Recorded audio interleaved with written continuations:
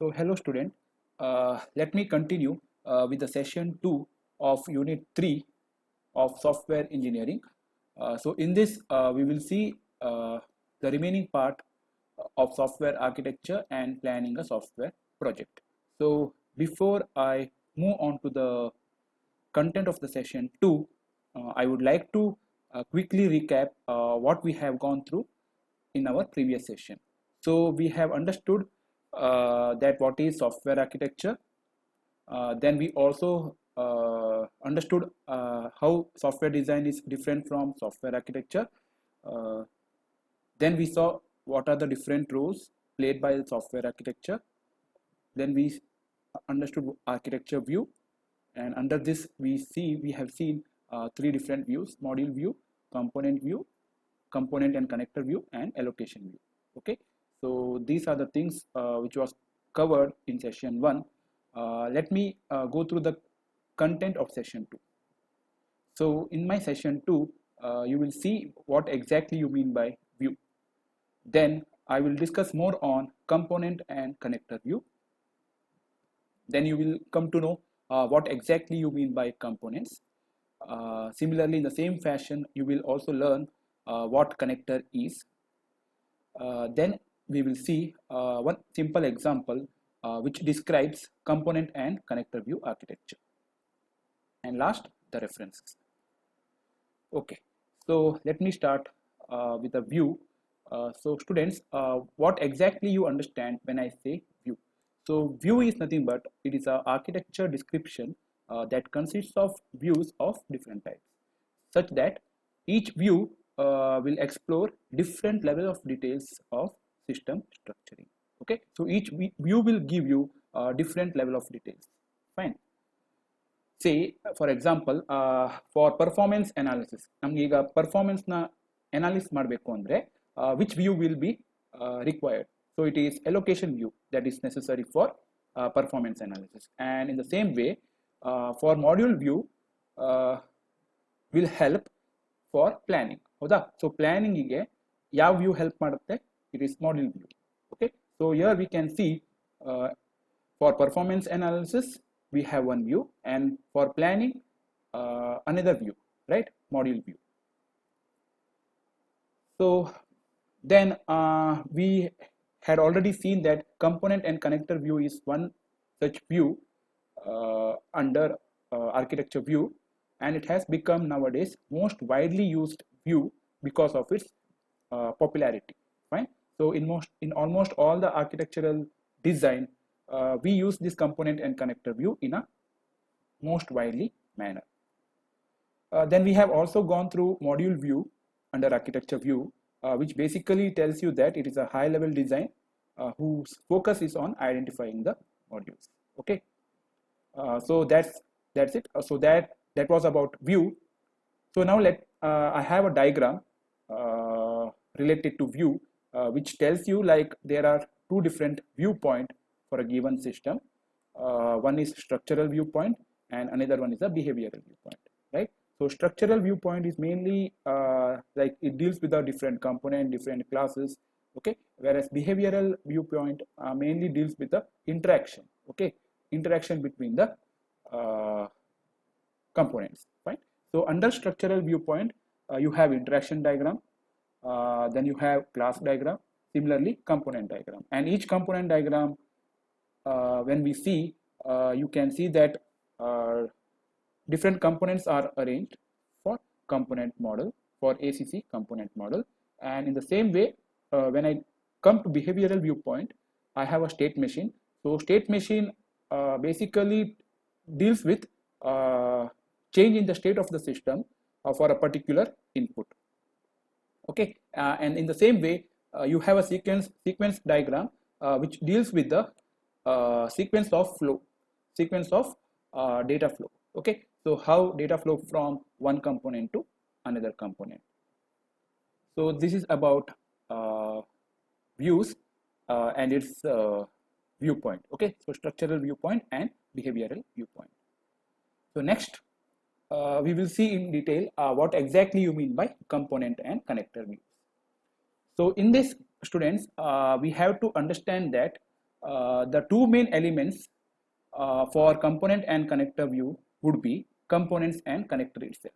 Okay, then what exactly you mean by components? When I say component, it is nothing but it is a computational element or data stores. Fine. And in the same way, connector means it is an interaction between those components. So component and connector view defines the components and in which each components are connected through different connector. Component and connector view also describes the runtime structure of the system. Okay, so whereas in module view, we saw that it mainly deals with the module and it was nothing related with the runtime entity, whereas in component and connector view, it describes the runtime structure of the system.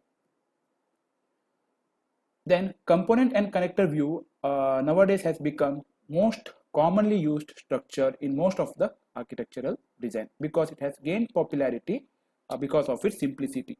Fine. So that's why I can say component and connector view compared to module view and allocation view, it is most widely used architectural design. Okay, so now let us see one diagram which speaks of how the different components are arranged for a particular system and how do each component gets connected through a different connector. Okay, so in this diagram you can see different component types and different notations are being used for representing the different components. Okay, so like when I come to component types, oval is used for representing clients. Okay, and rectangle is used for representing the server. Fine. And then you have a cylindrical shaped symbol which is mainly used for representing the database, and you have a round edged rectangle which basically represents it is a database application. Fine. So these are the different notations which are used for different components. So similarly for the connector types, I do have a different notation like say for example, since this is a client server architecture, there is a dotted line which acts as a connector between the server and the client. Okay, so dotted line represents client server request reply, right? And there is a straight line which connects server and the database. Okay, so straight line indicates that it is a database access, and there is something called double line. It is a kind of bus connection which is basically used for representing publish subscribe. Okay, to which different clients are connected through. Right. So this is about component and connector view. So next we will see what exactly you mean by component. So components, first of all, we have to understand that it is a unit of computation. Okay, so process are called components, right? Because it is a unit of computation. Or I can say object. Even object acts like a component because it is a data store. Fine, it acts like a data store. Objects basically acts like a data store. Then every component has a name which will represent its role and also provide its identity.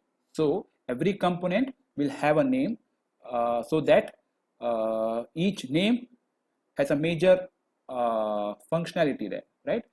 Name basically indicates the role and also provide the identity to the components. Component may have a type which will be different, represented by different symbols.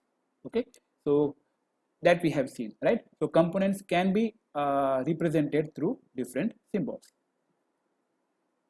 Components also use ports or interfaces to communicate with others. Okay, so what do you mean by port? It is a point where the connector gets started. Like between two components, you should have a connector, and it is through port or port number through which the components gets connected. Okay, you will have a set of interface which helps you in order to have a communication between the two components. Fine. Then an architecture can use any symbols to represent the component. Okay, so out of the given symbols, a particular architecture design can make use of any of the notations to represent the different components. So let us see what are the different notations. This we have already seen in the diagram. So quickly let me tell you, like for client it is a oval, for server you will use rectangle, for database it is a cylindrical kind of symbol, and for application it is a round edged rectangle. Okay, so these are the different notations, and each architecture, what you need to understand, ಏನು ಅರ್ಥ ಮಾಡ್ಕೋಬೇಕು ಅಂದ್ರೆ different architecture will use different symbols for representing the components. Okay, so let me explain by considering one example, which is an online shopping system. So here you can see customer will order, right? So where is customer? So customer details, you have a component called customer, which will provide you the customer details. Fine. So if he wants to have if he wants to order some product in an online shopping system, then he has to order it, right? So before that he needs to have an account, right? So he needs to have an account, only then he will be able to order product from the online shopping system. How will he order? He will specify, like he will go to the particular product which will have an item code. Fine. Then if that product is available, he will order it, fine, by providing all the customer details. Okay, so customer details, like it can be address, fine, or it can be a mobile number, email address, fine, so that order when it is placed, the product can be delivered to the customer through this customer address, fine. And when he has an account, he can opt for two options. One, he can do a payment through his bank, or else he can opt for cash on delivery. Fine. So this is a component diagram. Your different components would be product, order, customer, and account. Okay, so each component are represented through rectangle. Fine. And you also see that each component interact through a connector. Okay, so this is how the component diagram looks like for a online shopping system. So that was about component. Next we will see what exactly you mean by connector. So connector, students, it is nothing but it is basically used to represent the interaction that happens between the components. Okay, so whenever there is an interaction between the components, it is through connector. A connector may be provided by the runtime environment.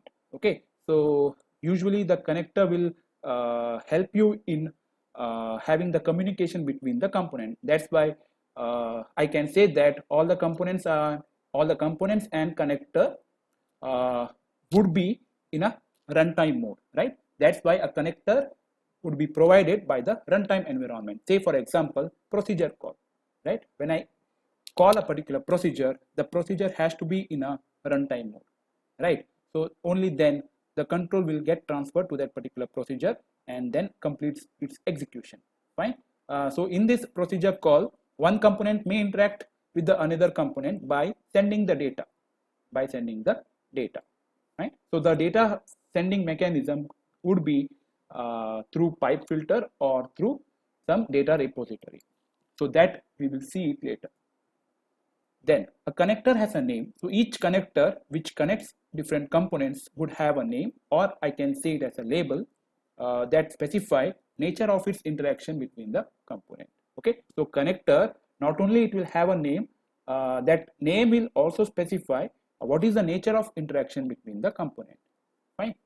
Then connector may provide multiple connections. So you need to understand that there can be a single connection between two components, or there can be multiple connections among many components. Like if I take broadcast bus, then it would be a multiple connections in addition to binary, which is a two-way connection, right? So basically most commonly used design would be like connection would be two-way connection where there are two components and components are connected in two-way fashion, right? But when I consider a broadcast bus, in broadcast bus, like there would be multiple connection between component. Why? Because it is a broadcasting. So data flow from one component to all the components, right? So it is necessary to have a multiple connection. So what we call it as a n-way connection. Okay. So basically what we understand here, connectors basically deal with the interactions, type of interaction between the component. Fine. So nature of interaction, what we say. So these are the different notations. Even this has been already discussed in the previous example. So let me just quickly go through the different connector notations. So for bus, you will use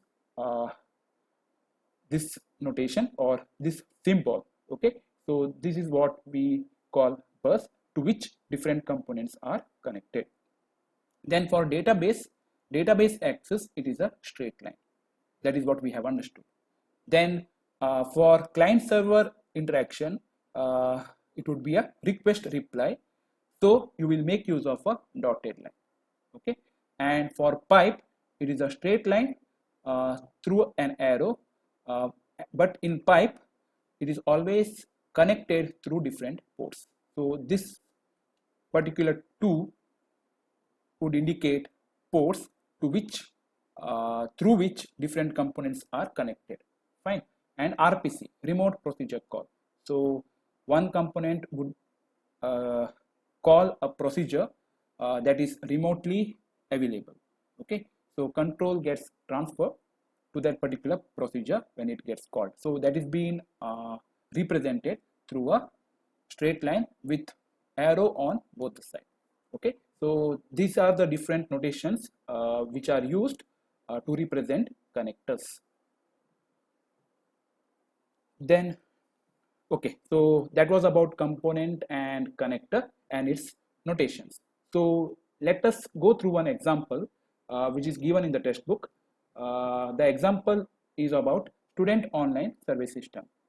So what is given in the example? So it tells that we have to design a system for taking online survey of students in a college campus. Okay, and for taking online survey, it is through exam. Okay, so where students will have multiple choice question and student would attempt those questions by submitting it through online. And when a student submits the answer, the current result of the survey would be shown. Okay, so it is a kind of online examination for a student, and the examination is done through multiple choice question. Okay, so for designing such a system, which architecture would be the most suitable one? So in this case, since it is a web application, we would prefer a 3-tier architecture. Okay, so what exactly you mean by 3-tier architecture? So 3-tier architecture tells that you have a 3 layers. Say for example, client comes under one level or one tier, server acts like a second tier, and database. Okay, so it is from client to server and from server to database, then has a reply from database to server and from server to client. Okay, so there are 3 levels which basically tells you different levels of architecture. So 3-tier architecture, and connector between them would also be different. Okay, so for designing such online survey system, 3-tier architecture would be suitable one. Okay, so as mentioned, there is a client, then you have a server and a database. Okay, so client comes under first tier, server comes under second tier, and database comes under third tier. Hence it is 3-tier architecture. The interaction between client and server would be HTTP request and HTTP response. Okay, whereas the interaction between the server and the database would be JDBC access. Fine. So we have to design a student online system And which architecture is being proposed? It is a 3-tier architecture. Next. So the system, as per the online survey system, if I go through the details of architecture, we understand that at architecture level, details are not needed. Okay, the connectors are explicitly stated, which implies that the infrastructure should provide HTTP request and JDBC access to the database. The choice of connectors would impose constraints on how the components are finally designed and built.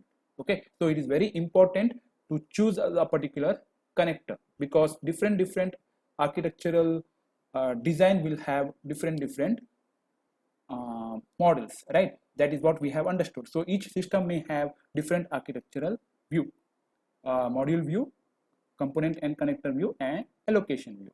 So connector also plays a major role because it has a constraint, like how each components have to be designed and built. Okay, so based on the component, connectors are chosen. So that was the proposed system and proposed architecture. Now if I do a slight modification in the given proposal, say for example, in the previous case, the online survey system architecture had no security, right? Everybody like there was no security check in the application level, right? Any student would have, like, there was a provision for any student to take the online examination, okay, whether they belong to the same college or different college. There was no security check for the particular student. But in this case, I would like to add a kind of security check for the same system architecture. Fine. So which means that now anyone would not be able to take the survey. Fine. So now let us redesign the same system and we will provide the access only to the registered student, so that only registered student would be able to take the survey, and that too at most once. Okay, so for such system requirement, what would be the change that we need to implement? So first thing would be, we need to identify the students and check for only one submission, for which we would be required authentication server, right? Next, what else we need? We also need cookies, because server has to be built accordingly, right? The connector between the server and the authentication server would be like HTTP request reply, right? Which would use cookies there. Fine. So this is the proposal that is being suggested for redesigning the system. Then how diagrammatically we can represent it? So I can say that for the existing system, client, server, and database, what is that we have added? So we have added an authentication server to the server, which would interact with the server, because this authentication server purpose would be to provide a security check. And how the interaction would be, it is through HTTP request reply.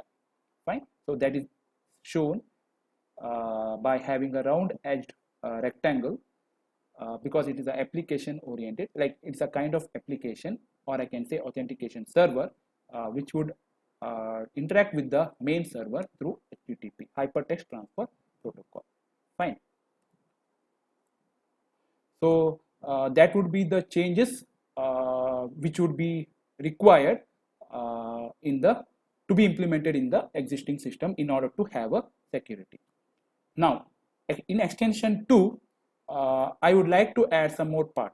Like, say for example, in the previous case, there was no provision when the database was down, right? So there was no alternative provision like where the data would get stored if the database is down, right?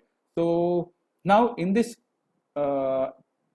scenario, I would like to improve the reliability of the system. How you would improve the reliability? Say for example, if we want the system such that when database is down, student is still given the survey data.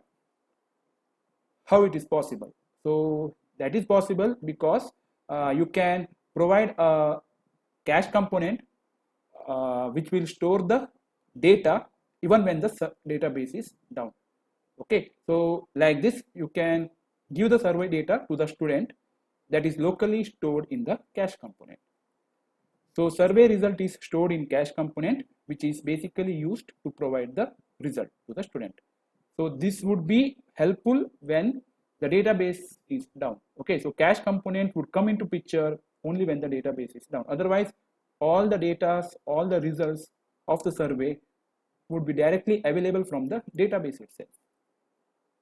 So for this, what changes we would propose? Like we would like to add a cache component which will also store data as well as results.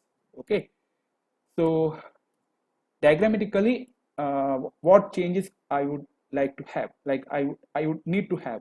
Fine. So for the existing system, for the previously existing system, it is like 3-tier architecture, basically client, server, and database. And we understood like by having an authentication server in order to provide a security, there was some redesign in the system, and this would allow only registered students to attend the exam, right?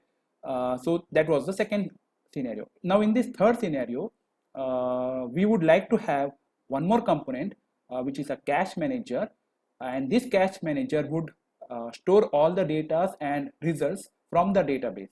Okay, such that when the database is down, this server would fetch the result or data from the cache component, so that even in that down scenario, student would be able to get the result.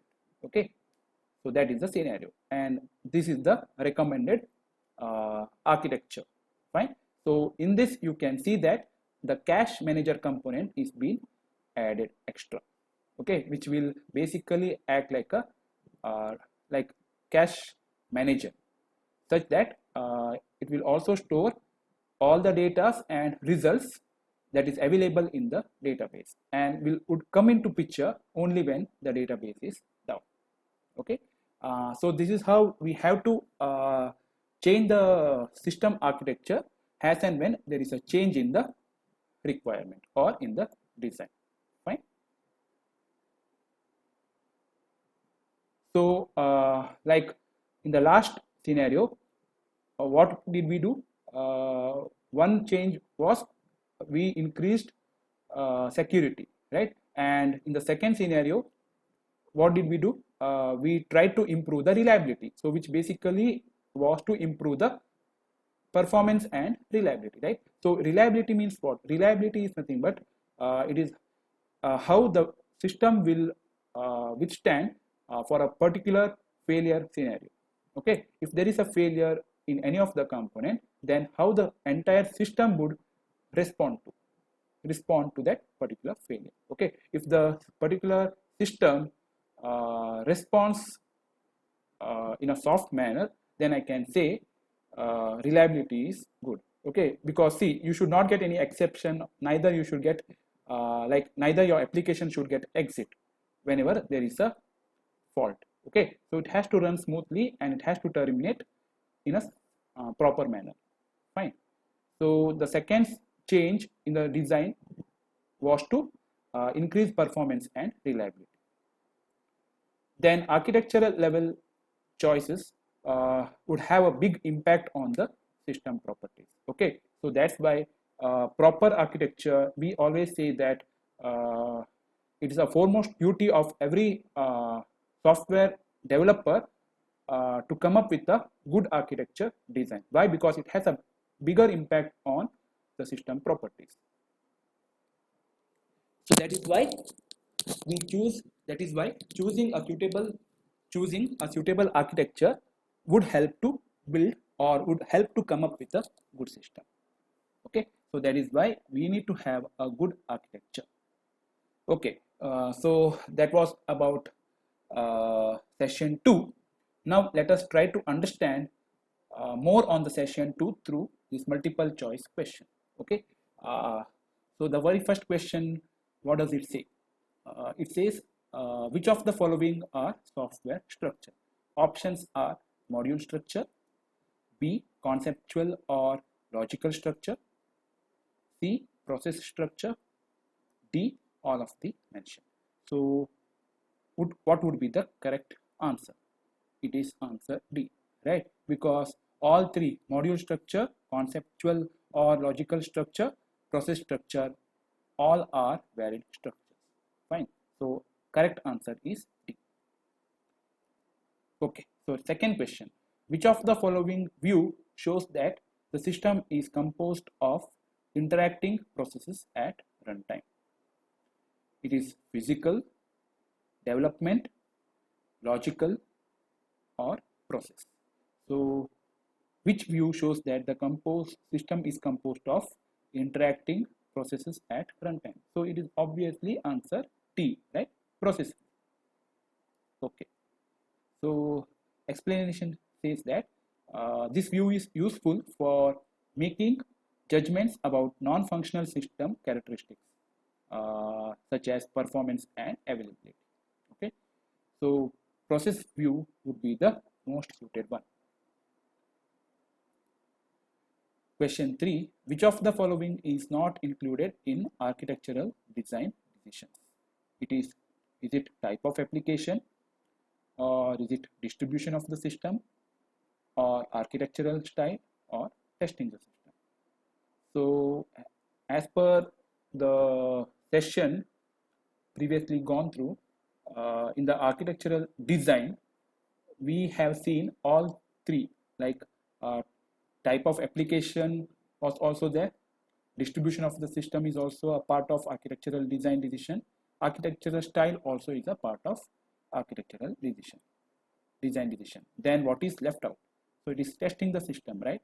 Yes. So answer D would be the correct option, because see, as per the explanation, architectural design decisions include all three types, like all three options: type of application, distribution of the system, and architectural style to be used.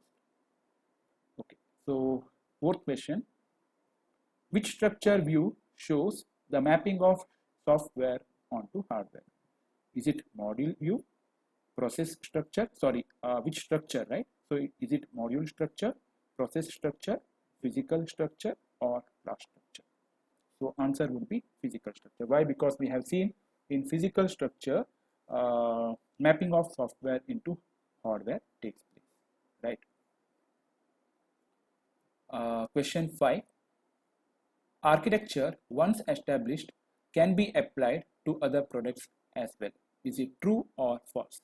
So what is your answer to this? Answer B, right? Because C, system in the same domain often have similar architecture that would reflect domain concept. Okay, so option B, architecture once established, it cannot be applied to the other product. Question 6. Which of the following are correct statements? And the options are: an architecture may or may not define components, an architecture is not dependable on requirements, an architecture is foremost an abstraction of a system that suppresses details of the components that do not affect how they are used, or all of the mentioned. So what would be the correct answer for this? Answer C, right? Because C, an architecture defines components and it is also dependable on requirements. Only option C, which is foremost an abstraction of a system that suppresses details of the components that do not affect how they are used, would be wrong. Hence answer C would be the correct answer. Question 7. What does every software system has architecture implies? So does it imply like system itself is a component, or architecture and exists independently of its description or specification? All the system to be stable should possess an architecture, or none of the mentioned? So what do you think? Every software system has architecture implies all the systems to be stable should possess an architecture, right? Because system itself is a component. No, it doesn't imply that system itself is a component, right? Neither it implies that architecture is an independently of its description or specification. It implies clearly that all the system to be stable should possess an architecture. Okay, so answer C would be the correct one. So the explanation is given below, right? All the system to be stable should possess an architecture. A system without architecture is unstable. Hence, every software system has an architecture. Question 8. What is architectural style? Architectural style is a description of component types. It is a pattern of runtime control. It is a set of constraints on architecture, or all of the mentioned. So as per the definition of architectural style, we understood that it is all three, right? So answer would be an architectural style is a description of component types, also a pattern of runtime control, and it also contains a set of constraints on architecture. So correct answer would be all of the mentioned. Question 9. Before an architectural pattern can be chosen for use in a specific system, it must have a code implementation to facilitate its reuse.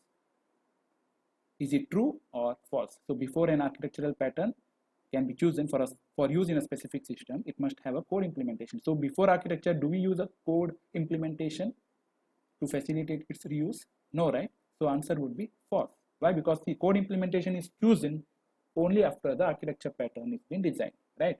So there is a flow what we follow. And last question number 10 would be, which of the following can be considered regarding client and server? Client and server is an architectural style. A client and server may be considered as an architectural style. Client and server is not an architectural style, or none of the mentioned above. So what would be the correct answer? Answer A, right? Because it is straightforward. So client and server is an architectural style. Okay, so answer A would be the correct answer. So that's it. So these are some of the references which gives you the list of textbooks which I have gone through in order to prepare the content for session 2. And these are my team members. Okay, so thank you.